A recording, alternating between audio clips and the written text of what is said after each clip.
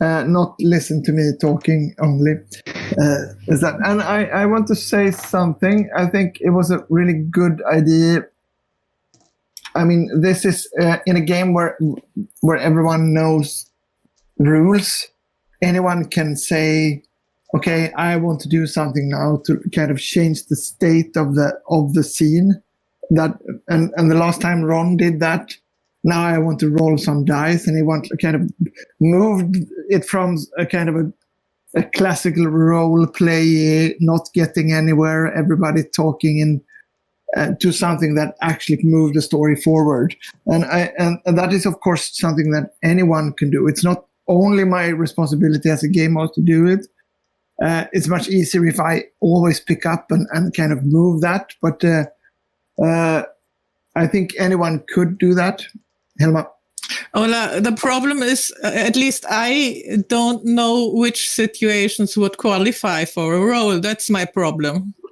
I've not the slightest clue. That's why I don't say anything. No. So if you don't give a hint, then Ron would have to do it because he's the only one that knows anything about the game as such. Well, I'm just learning as I go along too for that particular variable. Let's just go ahead and keep playing, and perhaps we will simply roll more because we do, you know. I don't know if I don't think right now is the right time to discover a perfect phrasing for exactly when we roll. That would... No, I didn't mean that. Just give me a hint when there would be a possibility. It's still me deciding whether or not I want to grab it. That would be more than enough. Okay. Yeah. All right. Yeah, I'm trying to think of a simple answer. Usually, back in the days, considering it's a primal task in role playing, it's often surprisingly difficult to answer that question. Yeah. I mean, usually it was a kind of Fingerspitzengefühl of the game master. Mm-hmm. Now it's time for roll. But then in later days, some games have very specific, like you said, very specific. You always roll when this happens. Yeah, in Sorcerer, it's particularly notorious for that. You must roll in certain situations. Can you describe the rules of Sorcerers? Because I would like to think that it's pretty similar to this, but I'm not following it. For part of it, I don't know if this is the right way to explain it, and maybe we are taking too much time, but if you can imagine that in fiction, that sometimes inanimate objects behave like characters. They oppose you, they try to damage you, they hide things, they help you. So if you think of the fictional space as occupied by characters, some of them are people and some of them are not, then whenever there is an oppositional situation with such a character, you must roll. You absolutely must. Okay, I think I got it. Yeah. Yeah, and that's... Thank you. Mm-hmm. It also means there are certain things that are not characters. The door is not a character unless it is fucking with smashing in my face. Yeah. I mean, that's basically, but this is... I mean, there's a little scale. different. And Ola, we are distracting you. I can watch your mind chasing this car. Let's not do it. Yeah, but in the same time, I want this to be an easy thing. Let's start, but then afterwards, maybe not today, but just like think of when could it be. Yeah. We will, because I think. All right. The last thing that happened was that you were in the saloon. You had just like talked to the villagers and put out all this, and then you heard in the snow horses riding in a fast pace towards where you are at, and you had kind of like and kind of gut feeling that you had basically seconds of preparing for the new horses and the riders' arrival. And that's where we stopped. And we also said that your daughter had a gun. Had one of your guns. Is it basically. one of mine? Okay. Well, Yeah, but it doesn't mean that you don't have guns now. But I'm sure I am well supplied. So okay. Yes. So good. Shall we all say what we are doing? Yes, and please, Ron, you're missing from Myro, so. Oh, again, yes. Sorry. I can start if it's okay. That's okay. Marina goes to the kid, takes a bag, and then finds a way to get outside without being detected. All right. I think we just kind of declare what we are doing, then we see in which order we roll. Yes. All right. May, what is May doing in this situation? I'm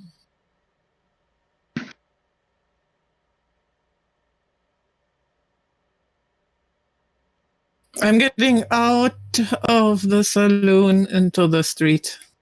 I want to see what's coming. All right. You are the mayor, so that's a very responsible decision. All right. And then, last but not least, what is Garth doing? Garth is going to position himself so that I can see the interaction that May will have, but I am not visible.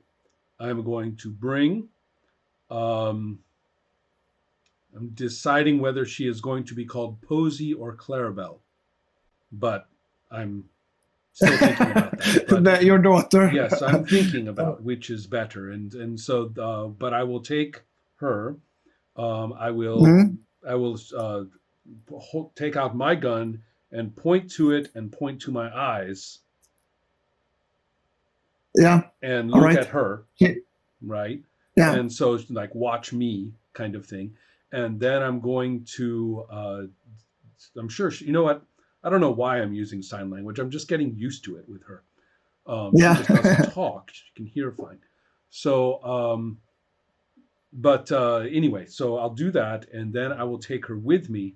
And if you can imagine that there is some kind of a corner to a building, or there is some kind of a structure or anything, you don't know which one it is, but I'm behind one of them because I have my ninja kill sense of wonder card. So I'm setting up. I'm setting up for just appearing behind the corpse when it falls and hits the ground, if I have to do it. So, so basically, and if I may say so, I think that what's a little scary about this for me is that all three of us know exactly what the other one is going to do. It's been years. Yeah. And we know. Yeah. It's like we didn't even have to look. We're just like, we just went off all on our strategic, our strategic positions. We know. Yeah, you work like a team without like talking. But and what I just to sum up. So I get what you're doing, all of you.